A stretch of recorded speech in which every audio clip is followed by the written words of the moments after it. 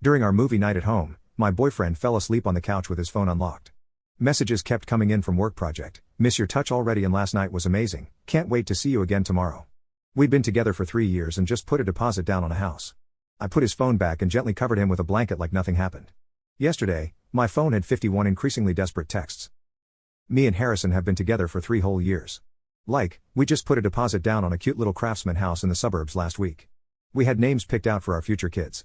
We had a joint Costco membership, y'all, that's practically marriage in millennial terms, lamau. So basically, Friday nights are always our movie nights. It's been our tradition since like month 2 of dating. We take turns picking the movie, make some fancy popcorn, I'm talking nutritional yeast and everything, and just chill together after a long work week. It's honestly been my favorite part of every week for years now. This past Friday was Harrison's turn to pick, and he chose some boring documentary about cryptocurrency. Edit, not trying to offend any crypto brothers out there, just not my thing. About 45 minutes in, I noticed he was completely not out on the couch, not surprising since he claimed he'd been working late all week on some big project at work. I was about to wake him up and suggest we just go to bed when his phone lit up on the coffee table. And then it lit up again. And again. Y'all, his phone was unlocked. The messages were right there on the screen from someone saved as work project with an emoji. At first, I thought nothing of it. But then I read, miss your touch already and last night was amazing, can't wait to see you again tomorrow. My heart literally stopped. I couldn't breathe. I felt like someone had punched me directly in the stomach and then threw me off a cliff. 3 years, 3 years. All the plans, all the promises, all the I love yous and you're the one speeches, were they all lies? I'll admit, I did something I never thought I would do. I picked up his phone and quickly scrolled through the conversation. I know, invasion of privacy and all that, but something in my gut told me I needed to see the truth. And wow, the truth was ugly. This wasn't just some flirty texts. There were plans for hotel meetups, explicit messages, and even photos that I immediately wished I could unsee. Based on the timestamps, this had been going on for at least 2 months. There were messages about me. About how he was handling the Gloria situation and how he was trying to figure things out but didn't want to hurt me. As if cheating on me for months wasn't already hurting me. The audacity of this man. I wanted to scream. I wanted to throw his phone through the window. I wanted to wake him up and demand answers. But something inside me, something cold and calculating that I didn't even know existed, told me to wait. So I gently placed his phone back exactly where it was. I pulled the throw blanket over him like a loving girlfriend would. And I went to the bathroom, where I had the quietest panic attack of my life. Edit, just to clarify, I didn't confront him that night. I needed time to process and plan. I spent the rest of the night pretending to sleep while my mind raced with questions. Who was this person? How long had this really been going on? Was this why he'd been working late so often? What about our house? The deposit was most of my savings. The next morning was surreal. Harrison woke up, kissed my forehead, and acted like everything was normal. He even made me breakfast and talked about paint colors for the new house. I've never been an actress, but that day I deserved an Oscar because somehow, I smiled and nodded and pretended that my entire world wasn't falling apart. As soon as he left for his Saturday morning gym session, which I now realized was probably meeting up with work project, I called my best friend Sally. She came over immediately, and we spent the next 3 hours going through every detail I could remember from those messages. Sally suggested we do some digging. Harrison and I share a credit card for household expenses, so we logged into the account online. And there it was, evidence of dinners at restaurants I'd never been to, Uber rides at odd hours, and even a hotel charge from last weekend when he told me he was on a business trip. I felt physically sick. The more we looked, the more we found. It was like every suspicion I'd ever pushed down over the last few months was being confirmed. The late nights. The sudden work emergencies. The new Dior cologne he started wearing. The password changes on his laptop. It all made sense now. But here's where I need advice, Reddit. I don't want to just confront him and have him gaslight me or minimize what he's done. I don't want to just walk away and let him spin some narrative about how things weren't working out. I want him to truly understand what he's thrown away. I want him to feel the same earth-shattering pain that I'm feeling right now. Sally thinks I should gather more evidence before confronting him. She suggested I pretend everything is normal for a bit longer while I figure out a plan. So basically, I spent all day yesterday being the perfect girlfriend. Made his favorite dinner. Didn't question when he was texting and smiling at his phone, though now I knew who it was. And even initiated intimacy, which made me feel physically ill afterward, but I had to keep up appearances. This morning, I casually mentioned I might have a work trip next weekend, and he immediately perked up. He was trying to hide it, but I could see the wheels turning in his head about having the apartment to himself. It confirmed everything. I'm going to pretend to go on this trip, but actually, I'll be staying at Sally's apartment across town. I have a feeling he's going to invite work project over to our home. And when he does, well, that's when I'll make my move. I'm not typically a vengeful person, y'all, but something inside me has snapped. 3 years of my life. My savings. My trust. I can't just walk away with nothing while he gets to have his cake and eat it too. Edit, to answer some common questions, yes, I've taken screenshots of everything, including the credit card statements. And no, I won't do anything illegal, lol. I just want him to feel the consequences of his actions. Edit 2, for those asking about the house deposit, we haven't closed yet. The money is in escrow, and I've already contacted a lawyer about options. Don't worry, I'm protecting myself financially. Edit 3, several of you in the comments are saying I'm being manipulative by not confronting him directly. Maybe you're right. But after 3 years of building a life with someone who's been living a double life, can you blame me for wanting some on my terms? First update. Okay, so first of all, wow. I did not expect my last post to blow up like that. Thank you to everyone who commented with advice and support. Reading your messages has honestly been keeping me sane through this nightmare. Y'all are the real MVPs. It's been exactly 1 week since I discovered Harrison's betrayal, and I have so much to update you on. So basically, I've been living a double life this past week. On the outside, I'm still Harrison's loving girlfriend who's excited about our new house and future together. But on the inside, I'm basically a private investigator, collecting evidence and planning my exit strategy. As many of you suggested, I met with a financial advisor on Monday. Told Harrison I was having lunch with a coworker. The advisor confirmed what many of you said in the comments. I needed to protect myself ASAP since the house deposit came mostly from my savings. She helped me draft a letter to the escrow company. I haven't sent it yet, but it's ready to go when I make my move. I also opened a new bank account at a completely different bank and started moving small amounts of money from our joint savings. Not enough that he'd notice, but enough that I'll have emergency funds when everything goes down. Edit, to the people calling this stealing, it's my money that I earned and deposited. I'm just protecting what's mine. But here's where things get interesting. Remember how I mentioned Harrison works at a marketing firm? Well, on Tuesday, they had their monthly team happy hour, which partners are always invited to. I usually skip these. Because they're boring. But this time, I made sure to attend. Y'all, I met Work Project in person. Her name is Dina, and she's the new creative director who started about 3 months ago. Harrison introduced us so casually, like my world wasn't literally imploding as I shook her hand. She's exactly what you'd expect, gorgeous, confident, stylish. Everything I've been feeling insecure about lately. The way they interacted was so obvious once I knew what to look for, the inside jokes, the lingering eye contact, the way he kept finding excuses to be near her. At one point, I went to the bathroom and circled back through a different entrance to the bar, only to find them in a corner, speaking intensely with their heads close together. They jumped apart when someone else approached. I wanted to scream or throw my drink in both their faces, but instead, I smiled and played dumb. I even complimented her earrings, which looked expensive AF, BTW, and asked about her background. Turns out, she moved here from Chicago for the job opportunity. Yeah, right. More like for my boyfriend. When we were leaving, I overheard her tell him, "Your girlfriend seems so sweet," with his fake, sympathetic voice. I literally had to dig my nails into my palms to keep from losing it right there. That night, Harrison was extra affectionate, probably out of guilt. He even suggested we look at furniture for the new house online. The audacity. I sat there picking out couches with him while imagining setting fire to everything he loves. I'm not actually going to do that, don't worry, Reddit mods. LOL. So Wednesday rolled around, and I decided to take some of your suggestions about tracking his movements. I downloaded our phone carrier's app, which shows the location history for phones on our family plan. Gold. Mine. Every Tuesday and Thursday, when he claimed to be working late, his phone was at an address across town. A quick Google search showed it was an apartment complex. Guess whose name came up when I cross-referenced the address with some social media searches? You guessed it. Dina. He's been going to her apartment twice a week like clockwork. Thursday was the hardest day to maintain my act. I knew exactly where he was going after work, exactly what he was doing, and with whom. He texted that he had to finish some graphics for a presentation and would be late. I responded with a sweet, "No problem, babe. I'll save you some dinner. Love you." While literally shaking with rage. While he was gone, I did a deep dive into our finances. We've been together 3 years but only merged some of our accounts about a year ago when we started seriously saving for a house. I found charges for nice restaurants, wine shops, and even a jewelry store from last month. Jewelry. I've received exactly 0 pieces of jewelry from Harrison in the last 6 months. Edit, several people asked if the jewelry could have been for me as a surprise. Nope. The date of purchase? The day before Valentine's Day. And what did I get for Valentine's Day? Just a card. Now I know where his real gift went. Friday was movie night. Again, the irony wasn't lost on me that exactly 1 week before, my life had been turned upside down during this same tradition. Harrison picked another documentary about some tech billionaire, equally boring. This time, I watched him instead of the movie. The way he kept checking his phone, the way he angled it away from me when texting. All these behaviors I'd previously ignored now screamed red flags. After he fell asleep, he didn't even make it through the movie, typical. I checked his phone again. The conversation with Work Project had been deleted, but there was a new chat with Dwyer that was obviously Dina.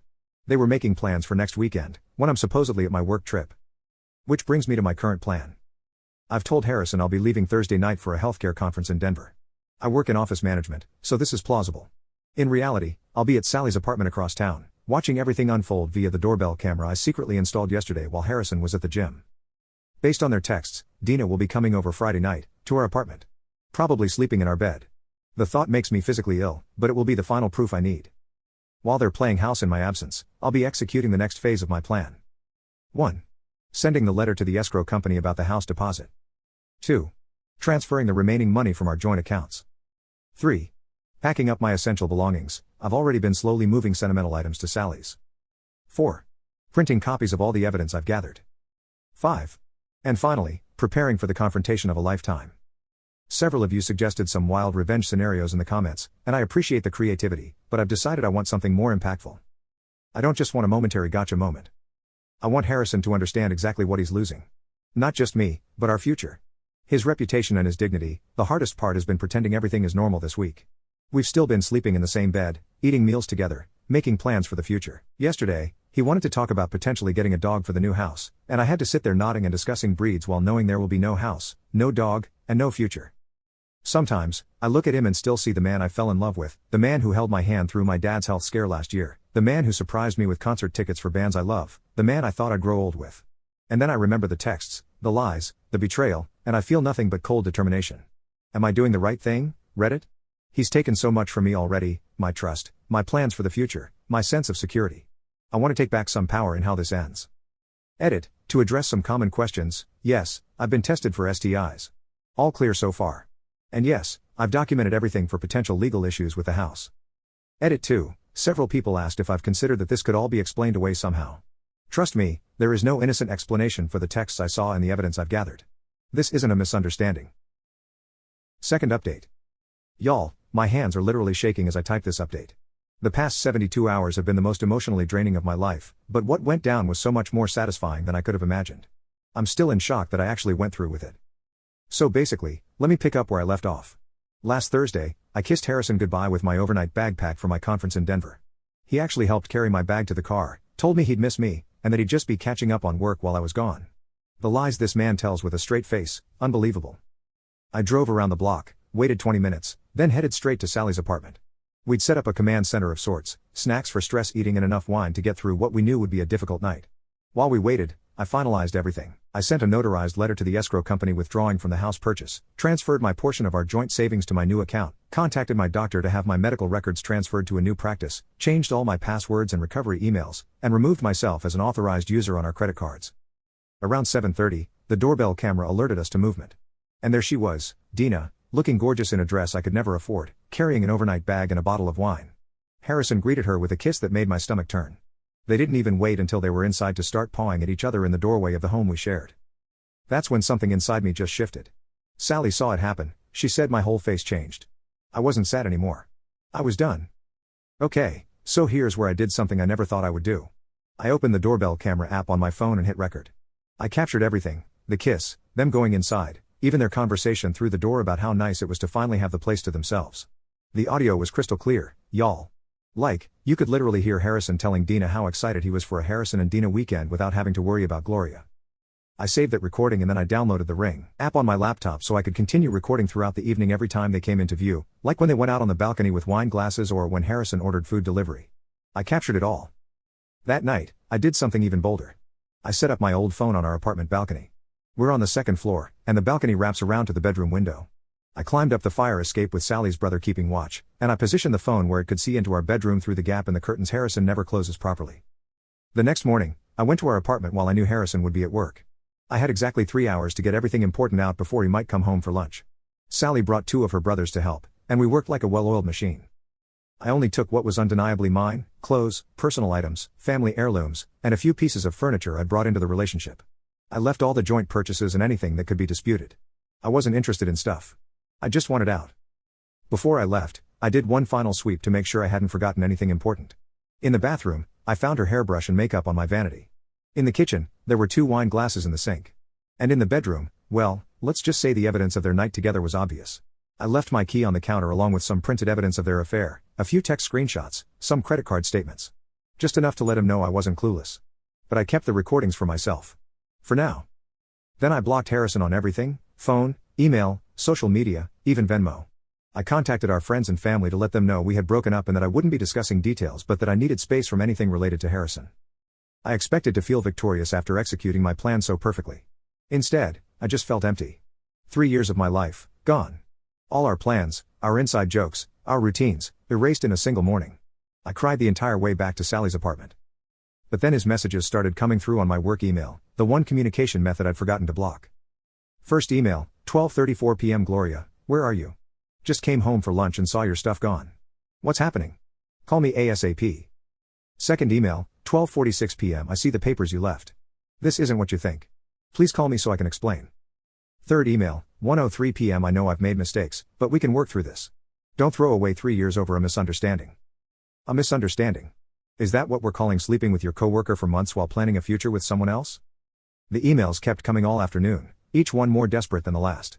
By evening, he was alternating between apologizing profusely and being angry that I invaded his privacy and acted so drastically without talking to him first.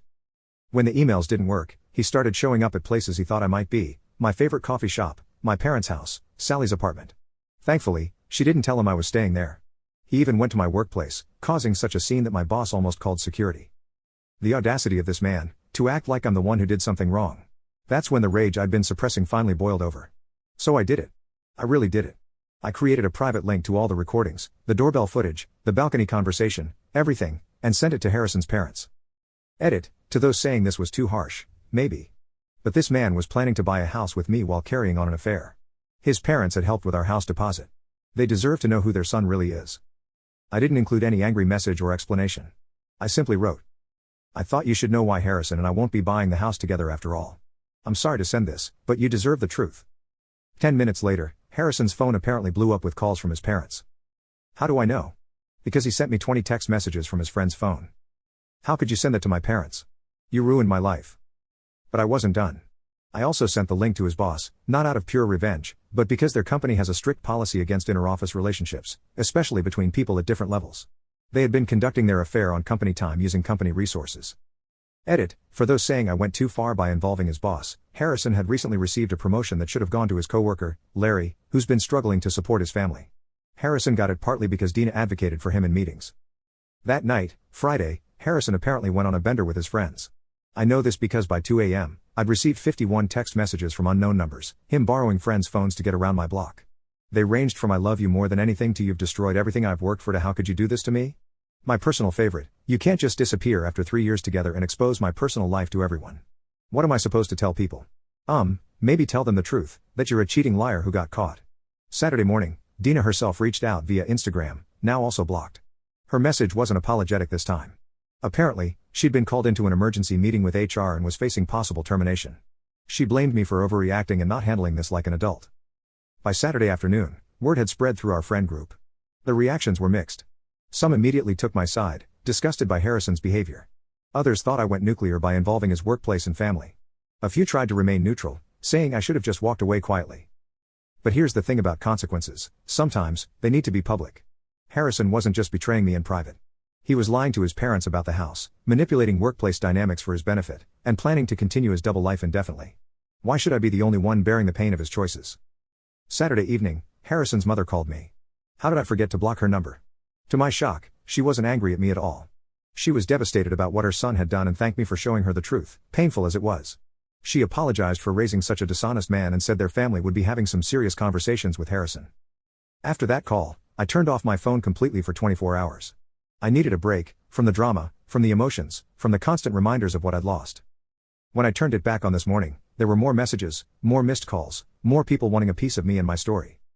So where am I now? Still at Sally's. Still processing. Still alternating between confidence in my decision and moments of wondering if I went too far. The apartment manager confirmed that Harrison is clearing out his stuff today, so I can return there soon if I want to. But I'm not sure I do. That apartment is filled with memories I'm not ready to face alone.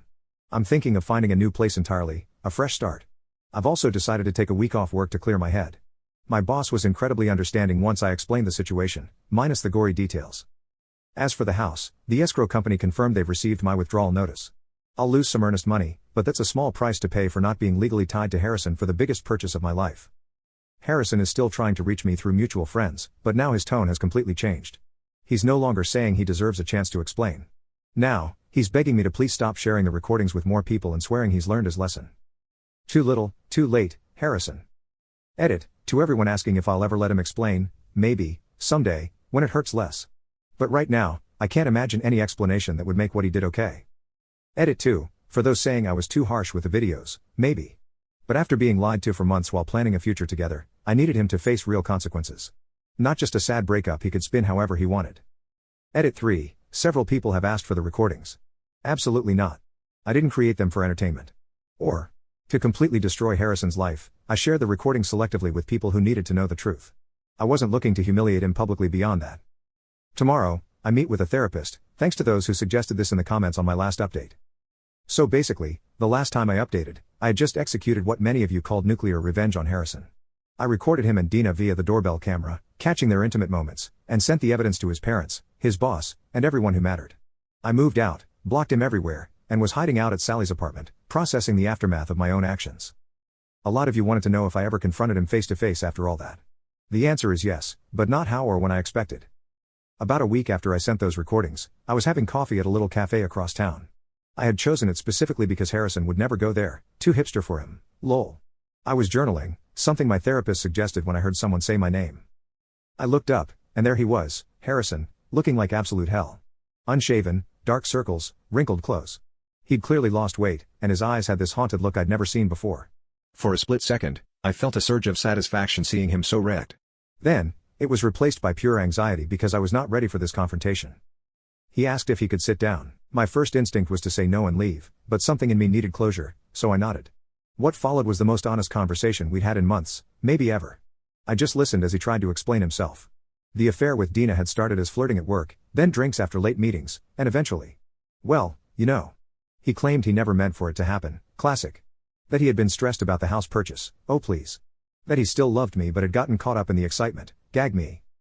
But then he addressed what I'd done, sending the recordings to his parents and boss. To my surprise, he didn't seem angry about it anymore. He said that after the initial shock and humiliation, he realized it was exactly what he deserved. His parents had apparently given him the disappointment talk of a lifetime. They made him pay back their portion of the house deposit and told him he needed to grow up and face consequences. At work, he had been put on probation and removed from Dina's department. Larry, the coworker who should have gotten Harrison's promotion, was now being considered for advancement instead. When he finished talking, I asked just one question. If I hadn't found out, and if I hadn't exposed everything, how long would you have continued lying to my face every day? He couldn't answer. And that told me everything. I told him calmly that while I appreciated his honesty now, it was too late. That he hadn't just cheated, he had stolen my time, my trust, and my sense of reality. That while he was figuring things out, I was planning our future, believing in promises that were already broken. When I told him I forgave him, not for his sake, but for mine, because carrying anger would only hurt me in the long run, his face changed. It was like he'd been preparing for more rage and had no defense against compassion. I left him sitting there at the cafe, and it felt like closing the final chapter of a book I never wanted to read again. Edit, so many of you have asked if this means we got back together. Absolutely not. Forgiveness doesn't mean reconciliation. The weeks that followed were a blur of practical matters. I found a cute studio apartment that's just mine and decorated it exactly how I wanted. I sorted out the financial mess from the cancelled house purchase, lost some money, but protected most of my investment. I started therapy twice a week, best decision ever, y'all. I leaned heavily on friends who showed up in ways I never expected. As for Dina? She actually reached out again about 2 months after everything went down. Turns out, after the HR investigation and all the drama at work, she decided to transfer back to the Chicago office. She told me Harrison had been lying to her too, telling her our relationship was basically over, we were only staying together until the house purchase was complete for financial reasons. She apologized again for her part in everything and wished me well. We're not friends, obviously, but at least there's no lingering animosity. So, what about Harrison? Last I heard from mutual friends, I don't ask, but people tell me anyway, he's transferred to his company's Seattle office for a fresh start. Apparently, even after the probation period ended, the workplace had become too uncomfortable with everyone knowing about his affair with Dina and the recordings I'd sent. His boss apparently gave him the option to transfer or look for a new job, and he chose to transfer. Harrison's parents still call me occasionally. Believe it or not, they were so shocked by the recordings I sent, but after processing everything, they've maintained a relationship with me separate from their son. His mom even sent me a care package on my birthday with homemade cookies and a heartfelt card, saying she still thinks of me as family. The house we almost bought, it sold to another couple last month. I drove by it recently, saw their moving truck in the driveway, and felt nothing but relief that it wasn't me tied to that mortgage, and to Harrison. Last week, I was unpacking the last box in my new apartment. Yes, it took me 6 months to fully unpack, don't judge, lol, and I found an old birthday card from Harrison. It read, "To many more years of adventure together." A few months ago, finding this would have sent me into a spiral. This time, I just smiled sadly and threw it away. Edit, for those asking if I still have the recordings, yes, but they're locked away where no one else will ever see them. They serve their purpose, and I don't need to keep revisiting that pain. Edit 2, to clarify, since so many are asking, yes, I'm legally and financially completely separated from Harrison now. No shared accounts, no shared debts. Clean break. Edit 3, to the person who DM'd me saying I'm damaged goods now and no man will want me who hurt you? Actually, don't answer that. Just do better. Edit 4, for those asking if I regret sending the recordings to his boss, maybe a little. But Harrison using his relationship with Dina to advance professionally while Larry, who has 3 kids and a sick wife, got passed over. That needed to be exposed, too.